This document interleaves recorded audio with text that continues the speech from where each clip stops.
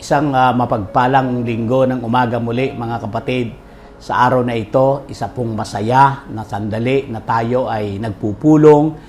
Tayo man ay magkalayo-layo physically sa bawat isa, ngunit ang ating mga espiritu at kaluluwa ay pinagsasama ng Panginoon sa araw na ito sapagkat iisa lamang ang ating intensyon sa araw na ito. Siya ay sambahin sa espiritu at katotohanan. Nanyayahan ko na samahan niyo po ako ngayon sa panalangin sa trono ng biyaya ng ating Panginoon. Panginoon, maraming salamat sa araw na ito. Isa pong napakayaman, isa pong punong-puno ng pag-asa ang araw na ito sapagkat ang aming sasambahin ay kayo bilang isang aming Diyos na makapangyarihan, kayo na aming manlilikha, kayo po na isang Panginoon na nagmamahal sa amin at aming Panginoon na tagapagligtas ng aming kaluluwa. Salamat sapagkat makakalapit kami sa iyo, O Ama, sa pamagitan ng aming Panginoong Jesucristo, sa kanyang banal na pangalan, kami po ay lumalapit sa iyo. Ang aming mga panalangin, ang aming taus-pusong aming panalangin sa araw na ito ay aming ipinagtatagubilin sa iyo, Panginoon, sa araw na ito. Una po, dalangin po namin ang mga pamilyang may mga challenges sa kanilang mga pamilya ngayon. Yung mga may sakit, Panginoon, dalawin mo upang iunat mo ang iyong mapagpalang kamay upang ang kagalingan ay kanilang matanggap sa mga sumandaling ito. Panginoong Diyos, yung mga nahihirapan sa kanilang kalagayan dahil sa kakulangan ng material at pinansyal na bagay, aming tinitignan na kayo ay mayamang Diyos at sa iyong kamay ay marami kayong mga resources na nais ipabatid sa amin at ipagkaloob sa amin. Maawa kayo sa amin, Panginoon, dagdagan niyo po ang kalakasan, ang aming lupang katawan upang makapagtrabaho sapagkat nangangailangan ng matinding pangangailangan ng aming pamilya sa kabila ng nangyayari na COVID-19 pandemic na ito. Panginoon, dalangin po namin ang bawat pamilya, ang bawat relasyon ng aming mga mahal sa buhay sa loob ng aming pamayanan ay magkaroon ng maigting na kalapitan sa isa't isa. At hayaan mo na ang krisis na to na dumating sa aming bayan, gagamitin mo upang ang buong pamilya namin ay nagkakaisa, nagtutulungan, nagbabayanihan, Panginoon. Maraming salamat sa iyong paghipo sa mga miyembro ng aming tahanan na kayo ay tanggapin, kayo ay kilalanin, kayo ang siya nilang i-recognize na malalapitan lang po namin sa panahon ng gipit na pangangailangan tulad nito. Sapagkat ang material na bagay, O Diyos, ay hindi po sapat at wala pong katiyakan na kami ay magkaroon dito na ang mga bagay sa mundong ito na panandalian lamang ay hindi kami maiahon sa anumang kalagayan namin na mapalapit sa iyo sapagkat ikaw lamang ang aming pag-asa, ikaw lamang ang makakatulong sa amin upang hindi lang kami baguhin ang aming mga buhay, kundi bigyan mo kami ng pag-asa, bigyan mo kami ng kapayapaan, bigyan mo kami ng kaaliwan sa aming mga buhay. Panginoon, salamat po sa iyong pagmamahal sa amin. Dalangin po namin ang aming inang bayan, Panginoon, na nahihirapan hanggang ngayon sa pagdami pa rin ng infections ng COVID-19. Dalangin ko ang aming presidente, bigyan mo ng dunong nagmumula sa iyo ang mga kasamahan niya sa kabinete at ibang sangay ng aming pamahalaan. Tulungan mo sila, Panginoon, upang makita, upang maiayos ang hamon na dulot ng COVID-19 na ito, Panginoon. Dalangin po namin ang aming ekonomiya. Isinusumiti namin sa iyong kapangyarihan ng aming ekonomiya sa aming bayan dahil nga po nagkaroon ng slowdown ng lahat ng mga ekonomiya, Panginoon, hindi lang sa aming bayan kundi sa ibang bansa ay nagkakaroon ng kahirapan, kahigpitan sa aming pinansyal pangailangan. Salamat, higit lalo na ang iyong pagmamahal sa aming bayan. Hayaan mo na ma-realize na maraming mga kababayan po namin, ikaw lamang ang tagapagligtas at Panginoon sa daigdig na ito. Kaya sa araw na ito, buksan mo muli ang aming puso at isipan, makikinig kami sa iyo, Panginoon, At ikaw po ang aming kaaliwan at inspirasyon ngayong araw na ito. Pagpalain niyo po ang lahat ng mga nakatunghay, lahat ng mga nakikinig, Panginoon, sa iyong salita. Buksan mo ang aming puso at isipan upang maunawaan namin ang iyong salita at sa iyong biyaya, gaganapin namin ang iyong banal na layunin sa bawat buhay po namin. Maparangalan ang pangalan ninyo at magdala kayo, Panginoon, ng patuloy na pagbabago sa buhay ng bawat isa sa amin, sapagkat iyon po ang hangad ninyo sa bawat isa sa amin na sa pamagitan ng iyong salitang na istatanim sa aming puso, Panginoon, ay magsisilbi itong paraan upang ang aming kaluluwa ay maging mayaman sa iyong harapan at tulungan mo kami na maging masunurin ng iyong mga anak. Salamat, Ama, sa araw na ito. Binibigay namin at ibinabalik namin ang lahat ng ito, lahat ng kapurihan sa pangalan ng aming Panginoong Hesus. Amen at Amen.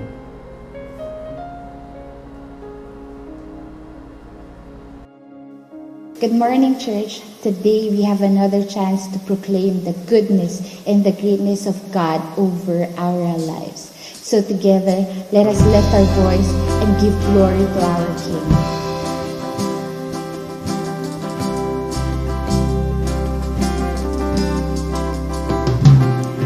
Proclaim your awesome power. Tell of mighty deeds. Declare your future kingdom.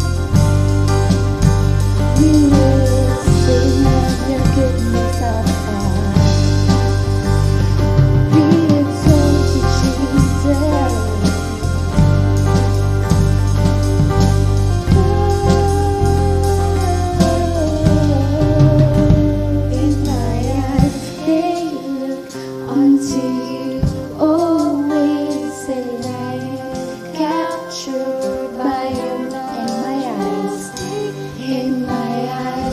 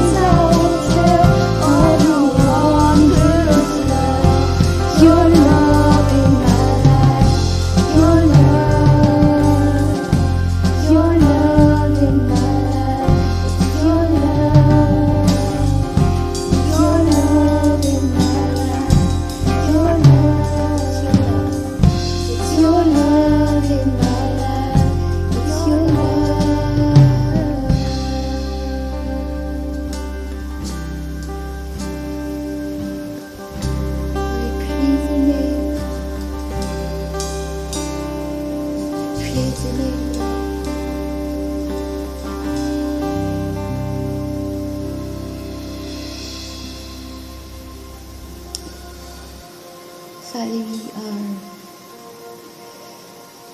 and all of your greatness. Your power, your glory, and in your majesty, in your glory, you love us. Father, we just want to come in your presence today and worship you for who you are. You are not a God created by human hands.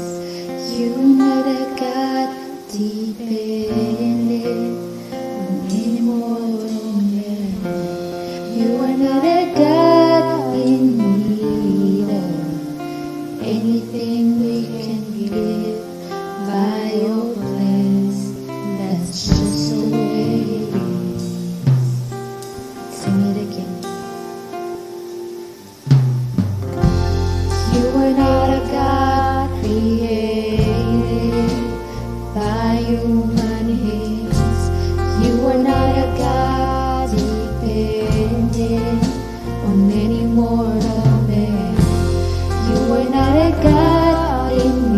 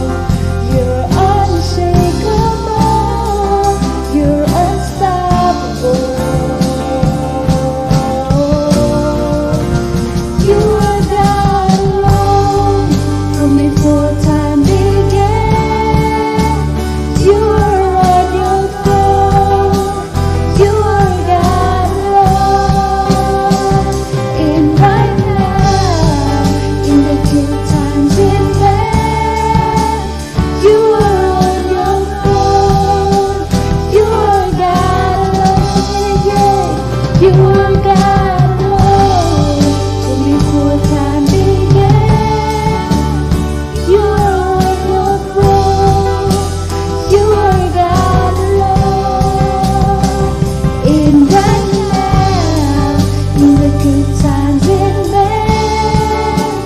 You are on your throne. You are God alone. You're unchangeable. You're unshakable. Yes, you are. Unstoppable. That's what you are.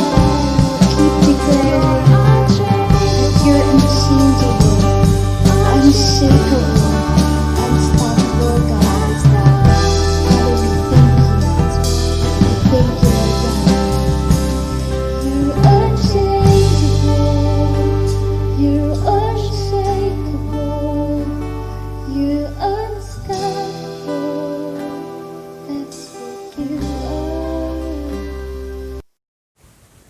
Good morning po sa inyong lahat. Salamat po sa Panginoon sa panibagong pagkakataon nito na binigay niya sa atin upang patuloy po na pag-aralan po natin ang mga katangian ng Panginoon. Tunay nga po na napaka-importante na malaman at maunawaan natin kung sino ang Diyos sa ating buhay dahil tunay nga po ito ang magbibigay sa atin ng maayos na kalagayan o hindi maayos na kalagayan sa ating buhay at sa buhay na darating. So, sa umaga ito, we will be discussing the justice of God sa patuloy na pag-aaral natin ng mga attributes ni Lord. Tayo po'y sumandaling manalangin. Aming Amang Diyos na makapangyarihan sa lahat, patuloy po kaming lumalapit sa inyo sa mga oras na ito. Hinihiling po namin ang pangunguna mo, ang paggabay mo, at ang patuloy po ng paghahayag mo po sa amin. Salamat po dahil ang nais mo nga po, Panginoon, ay makilala ka namin sa tamang pagkakilala, Panginoon, patungkol po sa inyo. Salamat po sa Banal na Espiritu na siya mga magpapahayag nito sa amin. Gamitin mo po ako, Panginoon, sa ngalan ng iyong anak na si Jesus, ito po ang aming dalangin. Amen. Narinig niyo na po ba yung expression na life is not fair? Narinig niyo na po ba ito sa isang tao, kakilala man o hindi? Tunay nga po na may mga tao na bibigkas ng ganitong expression. Especially when we ask the question, why do bad things happen to good people? So marami nga po tayong mga alam na kwento patungkol po sa mabubuting tao na nakaranas ng hindi magagandang bagay. Sila po ay inapi, sila po ay pinagsamantalahan, sila po ay nakaranas ng karamdaman o sila po ay na-aksidente o sila po ay nagkaroon po ng karanasan na biktima po ng natural calamities or disaster. Katulad nga po ng pangyayari noon sa Yolanda at sa Ondoy. Tunay nga po na napakarami ang mga taong nabiktima nito. At napapatanong nga po tayo kung bakit hinayaan ng Panginoon na mangyari ang mga ganitong bagay. Yun nga po yung mga naapi, marami nga po tayong nababalitaan na mga nakukulong nang wala naman talaga pong kasalanan. Dahil lamang po sila po ay walang kakayanang ipagtanggol ng kanilang sarili, sila po ay nabulid ng matagal sa kulungan. Talaga pong nakakapanlumo, lalong-lalo na rin po ito pong pangalawang tanong, why do good things happen to bad people? Bakit po ang mga masasamang tao ay nakakaranas ng mababuting bagay? Para bang sila na nga po yung masama, sila pa rin yung nagtatamasa ng mga biyaya o pagpapala sa tingin ng iba. Sila po yung napupunta sa may mga tungkulin o kapangyarihan. At sa gayon ay patuloy po silang namamayagpak at nangaapi ng mga may hina at walang kakayanan. Katulad nga po ng mga pangyayari na ang isang general ay hindi po naparusahan sa kanya pong pag-violate ng batas. Samantalang ang isang jeepney driver ay nakakulong. Itong general ay mapopromote pa. Talaga pong nakakailing, nakakapanlumo na malaman ang mga ganitong pangyayari. Yung mga nanunungkulan, sila pa yung nagtatamasa ng limpak-limpak na salapi. Kung titignan po talaga natin, masasabi talaga that life is not fair. And as we continue to ask this question, and the real issue is, masasabi po natin na talagang if life is not fair, who made life? And we know that God made life. At kapag nga po ganyan, ang ginawa po nating logic, matatanong din po natin, is God fair? Is God just? So, tingnan nga po natin yung mga kapahayagan ng Panginoon sa buhay po ni Abraham.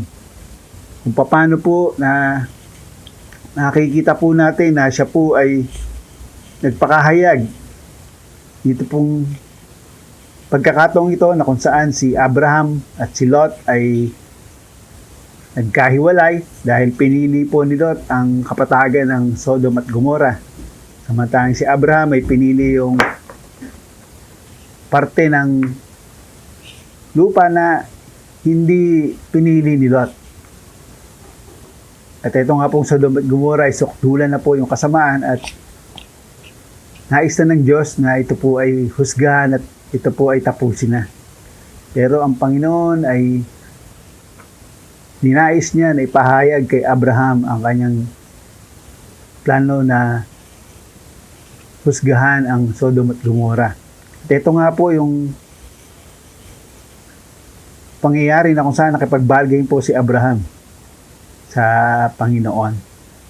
Makikita po natin sa Genesis 18 verse 25.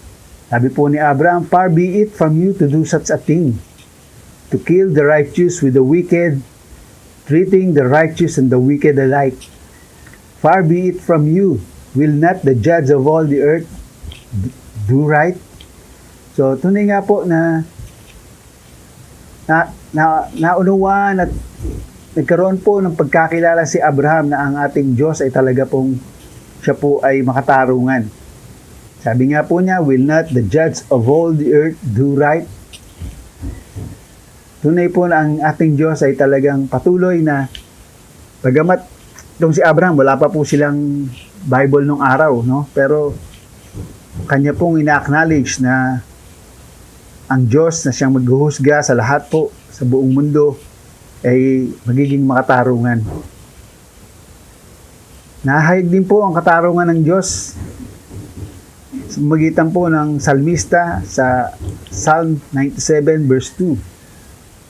"Clouds and darkness surround him. Righteousness and justice are the foundation of his throne." Tunay nga po na ang pundasyon ng paghahari o trono ng ating Diyos ay nakasandig sa katuwiran at sa pagiging patas o pagiging just ni God. So, ayan po, talaga po na marami pa pong mga verses sa Bible na nagpapahayag na si God ay isang Diyos na makatarungan. He is a just God. So, patuloy nga po nating aralin ang mga definition ng justice, pagiging just. Pagka nakita po natin yung pagiging just ni God, kadalasan po, kalapit nito o kasunod po nito ang pagiging righteous niya. So, pag sinabing just, He is righteous, He is fair, meron po siyang integrity at impartiality. Justice involves an uncompromising and unwavering allegiance to a standard. Pero, ang justice po is not a standard God follows. Dahil po, siya po mismo yung standard. So, sabi nga po, ang justice means that people are going to get what they deserve based on God's clear and full understanding of what they did and why they did it. So, huhusgahan ng Panginoon ang mga tao sang-ayon sa kanilang mga ginawa at kung bakit nila ginawa ito. Masasabi nga po natin that life may seem unfair, but in the big picture, He makes all things right. We can trust the decision about the immediate or the delayed judgment to God's wisdom. So, whether taglian man ang paghusga ng Panginoon or i-delay pa man yan, so dahil siya po ay punong-puno ng kaalaman, alam niya po lahat ng bagay, walang nalilingid sa Kanya, He will make the judgment na sakto po. So, A.W. Tozer, isa pong author, nagsabi na justice embodies the idea of moral equity. At ang iniquity po is the exact opposite of it. It is inequity. Ibig sabihin po, absence of equality from human thoughts and acts.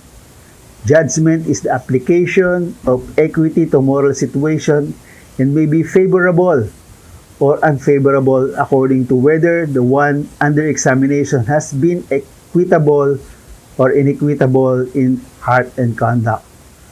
So, ito po ang isa pa pong writer na si J.I. Packer, sabi niya, it becomes clear that the Bible's proclamation of God's work as judge is part of its witness to His character. So, pinatotohanan nga po ang paghuhusga ng Panginoon ay nagpapatunay po ng Kanyang katangian. It shows us also the heart of the justice which expresses God's nature is retribution. The rendering to men what they have deserved. For this is the essence of the judge's task. Ito nga po yung tungkulin. Ito nga po yung pinakatungkulin ng isang hukom na ipataw po ang nararapat. To reward good with good and evil with evil is natural to God. So, when the New Testament speaks of final judgment, it is always represent it in terms of retribution. God will judge all men, it says, according to their works, ang ayon nga po ng Matthew 16:27 at Revelation 20:12. So, paano po natin malalaman na talaga pong ano pa po yung ibang kapahayagan, paano po talaga pinapakita ng Diyos siya po ay talaga pong makatarong ng Diyos. Unang-una po, sa pamamagitan po ng Kanya pong nilikhang, so through the natural order. In Romans 1:18 verse 18 to 20, sabi po dito, the wrath of God is being revealed from heaven against all the godlessness and wickedness of men who suppress the truth by their wickedness. Since what may be known about God is plain to them because God has made it plain to them. For since the creation of the world, God's invisible qualities, His eternal power and divine nature have been clearly seen, being understood from what has been made, so that men are without excuse.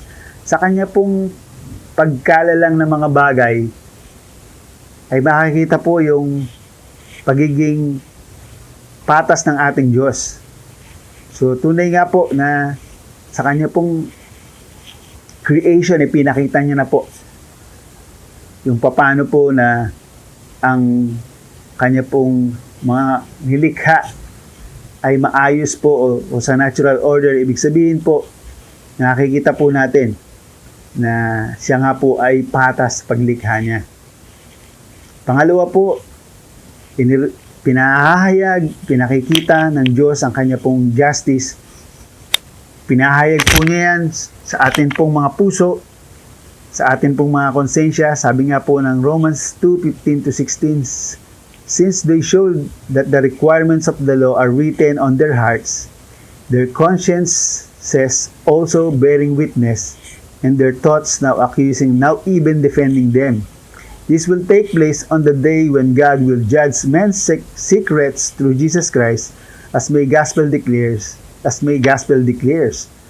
So, tunay nga po na even sa ating mga puso, meron po tayong kakayanan, mamalaman kung ano po yung tama at mali.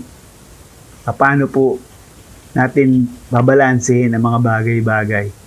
Katulad po ng experience po ni Paul nung siya po ay Sila po ay na-shipwreck at napadpad nga po sila sa isang isla. At ito nga po, sabi doon, Paul gathered a pile of brushwood. Nag-ipon po sila ng kahoy upang sunugin, upang sila po ay makapagpainit. Nung inilalagay na nga po ni Apostle Paul ang kahoy sa apoy, ay bigla pong tinuklaw siya ng isang mabangis na makamandag na ahas. Sabi po dito, when the islanders saw the snake hanging from his hand, they said to each other, "This must be a murderer. For though he escaped from the sea, justice has not allowed him to live." So nagkaroon po sila ng conclusion na si Pablo daw po ay isang masamang tao dahil nakaligtas nga po siya sa shipwreck, pero hindi din daw siya pinaligtas ng hustisya dahil nga po siya natuklaw. Pero yun nga po, Paul shook the snake off into the fire and suffered no ill effects. The people expected him to swell up. Inintay na nga lang po ng mga tao na siya nga po ay bumagsak, mangisay, at mamatay. Pero hindi po nangyari ang mga bagay na yun, at wala nga pong masamang nangyari kay Apostle Paul, at nagbago po yung kanilang kaisipan. Sabi nila, dahil walang masamang nangyari po kay Apostle Paul, maaari, sabi nila, they changed their minds and said he was a God. So, tunay nga po na tayo mismo, meron po tayong kakayanan. So, sabi nga po, kung isasama po natin, sangayon kay C.S. Lewis, these then are the 2 points I wanted to make. Sabi nga po niya, first, that human beings all over the earth have this curious idea that they ought to behave in a certain way and cannot really get rid of it. So, alam mo sa sarili mo kung ano po dapat mong gawin. Pero nga lang po, sabi nga po niya, secondly, that they do not in fact behave in that way. Bagamat hindi mo ginagawa yung alam mong tama mo dapat mong gawin. They know the law of nature, yet they break it.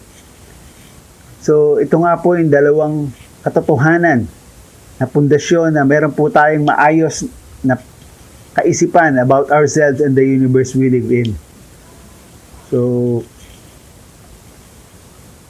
paano po patuloy nga po na i-reveal ng Panginoon ang ating, na siya po ay isang makatarungang Diyos, sa magitan po ng kanya pong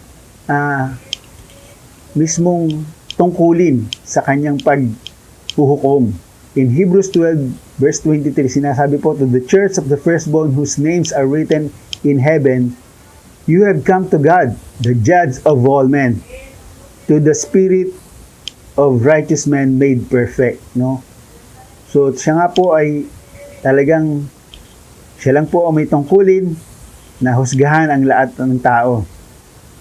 So, in 2 Timothy 4:8, sabi nga po ni Paul, now therefore, there is in store for me the crown of righteousness which the Lord, the righteous judge, will award to me on that day. And not only to me, but also to all who have longed for His appearing.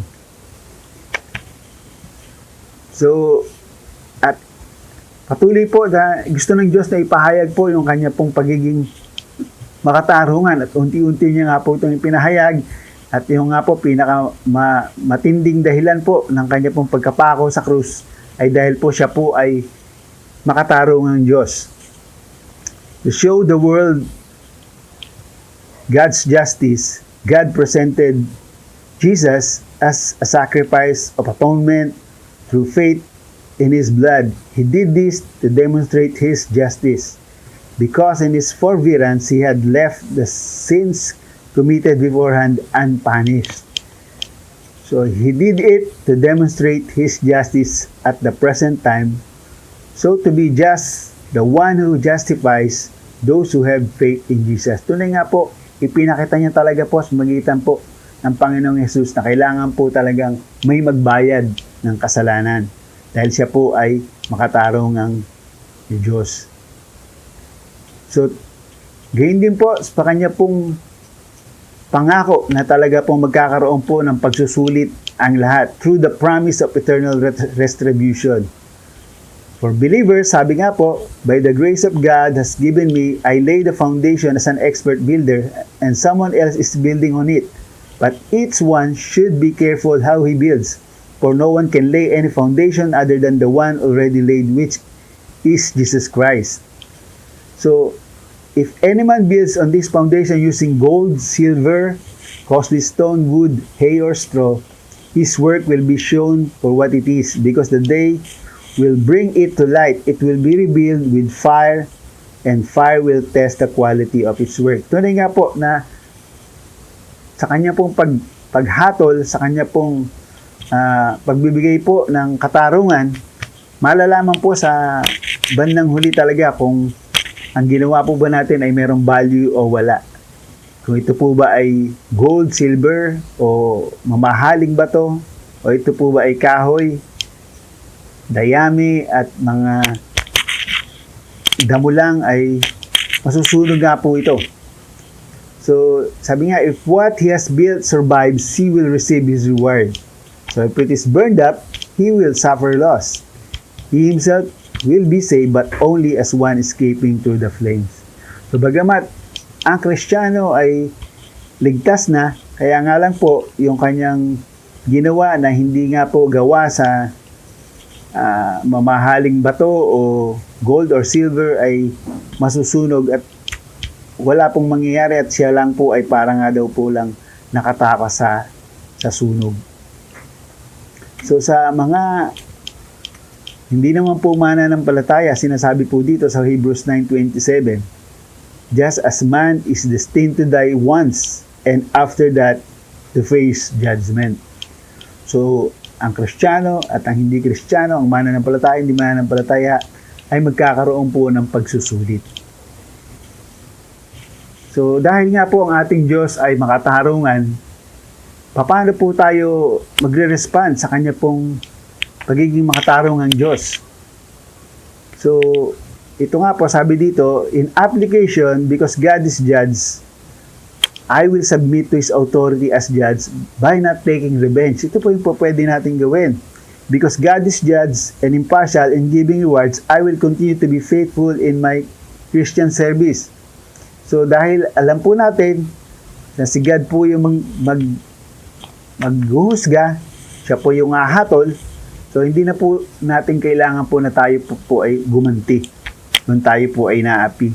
At kung tayo man ay naglilingkod ng buong tapat, sigurado po na meron po tayong matatanggap na reward pagdating ng panahon. So, meron po tayong mga ilang pwedeng gawin. Paano po tayo magre-respond kay God?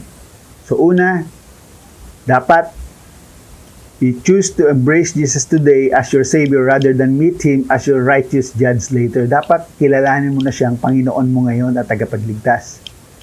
Dahil darating yung panahon, siya po ay babalik at hatulan ka niya bilang isang dakilang hukom.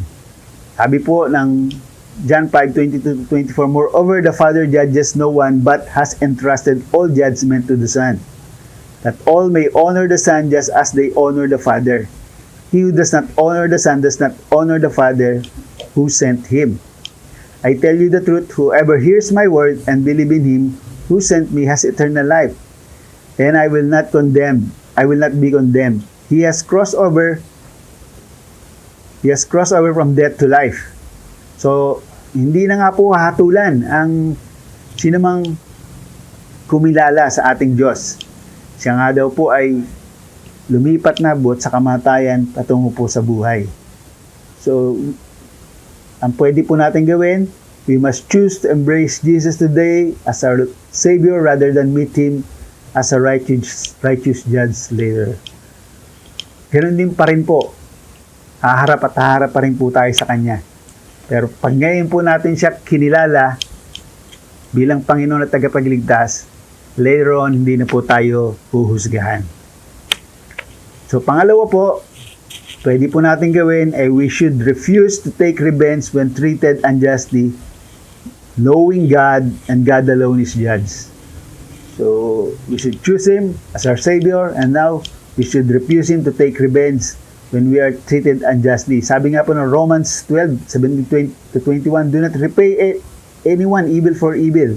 Be careful to do what is right in the eyes of everybody. If it is possible, as for it is depend on you, live at peace with everyone. Do not take revenge, my friends, but leave room for God's wrath. So, hayaan po natin si God. Sabi nga po niya, it is mine to avenge, I will repay, says the Lord. So, on the contrary, if your enemy is hungry, feed him. If he is thirsty, give him something to drink. In doing this, you will heap burning coals on his head. Do not be overcome by evil, but overcome evil with good. So, bagamat madaling sabihin, pero sa tulong ng Panginoon, magagawa po natin. Una, we should choose Jesus as our Savior.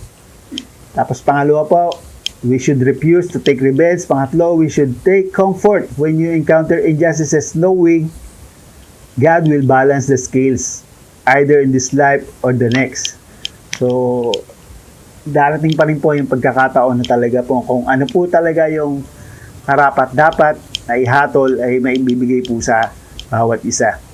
This knowledge is comforting when, yun nga po, kapag tayo ay sinasabihan ng hindi magaganda, tayo po ay minsan nalulugi, minsan tayo po ay nalalampasan ng promotion, at yung iba minsan dinadaya po tayo, minsan nakaranas po ng mga hindi magagandang bagay katulad po ng mga aksidente, at minsan ay tayo po ay iniiwan sa hangin o sa alanganin ng ating mga mahal sa buhay o ng ating mga kaibigan. You should take comfort when you encounter injustices, knowing God will balance the scales either in this life or on the next. Yun nga po sa buhay po ni Asaph sa Psalm 73, sabi niya po, I envied the arrogant when I saw the prosperity of the wicked. They have no struggles. Yun nga po, naganda yung mga nararanas ng mga wicked. Sabi nga ng mga masasama, they are healthy and strong, they are free from burdens. Common to man, they are not plagued by human ills. Their mouths lay claim to heaven, and their tongues take possession of the earth. They say, how can God know? Does the Most High have knowledge? This is what the wicked are like, always carefree, they increase wealth.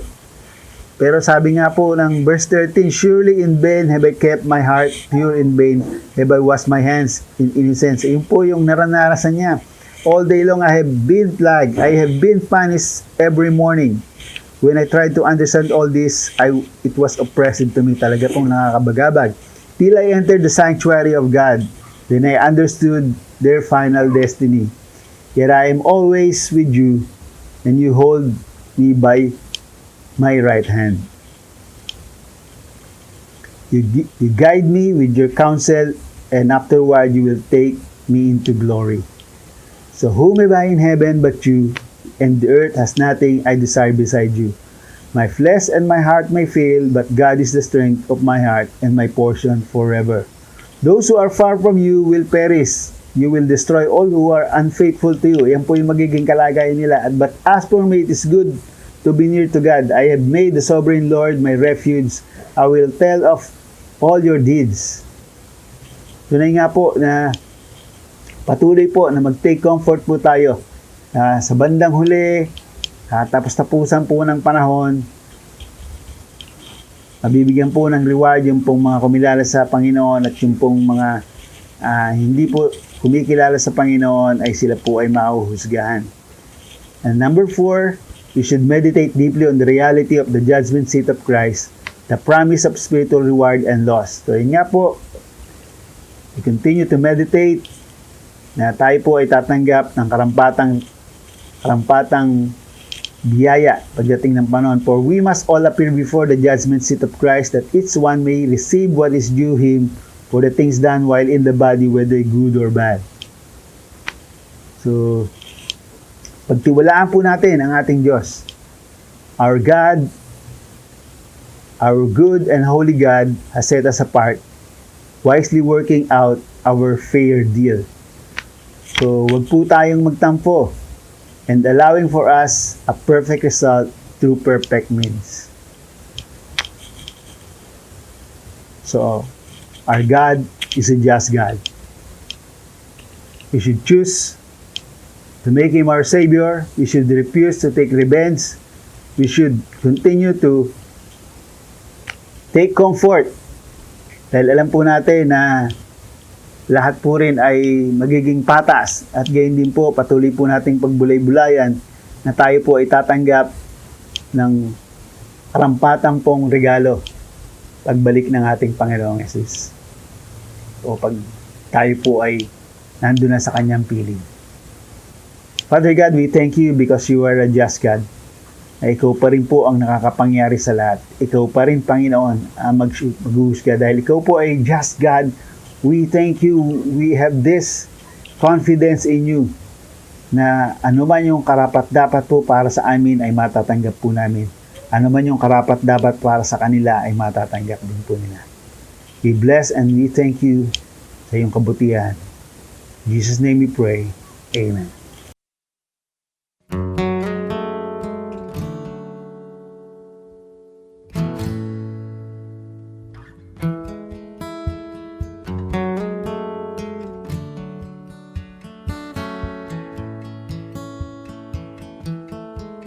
I come, God, I come. Return to the Lord, the one who's broken, the one who's torn me apart. You strike down to bind me up. You say you do it all in love, that I might know you in your suffering. And though you slay me, yet I will praise you. Though you take from me, I will bless your name. Though you ruin me, still I will worship, sing a song to the one who's all I need. My heart and flesh may fade, the earth below give way, but with my eyes, I'll see the Lord. Lifted high upon that day, behold the Lamb that was slain, and I'll know that every tear was worth it all. And though you slay me, yet I will praise you. Though you take from me, I will bless your name. Though you ruin me, still I will worship, sing a song to the one who's all I need.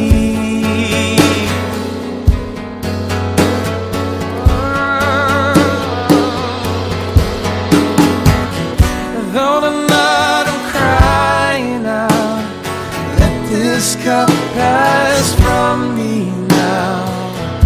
You're still more than I need. You're enough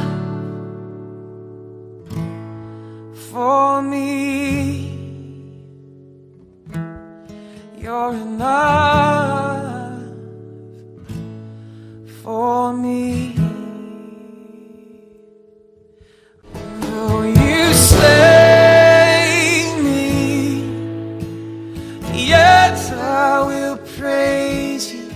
Though you take from me, I will bless your name.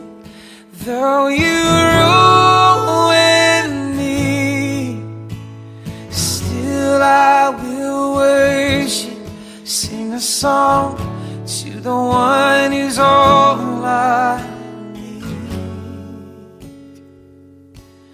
I'll sing a song to the one who's all I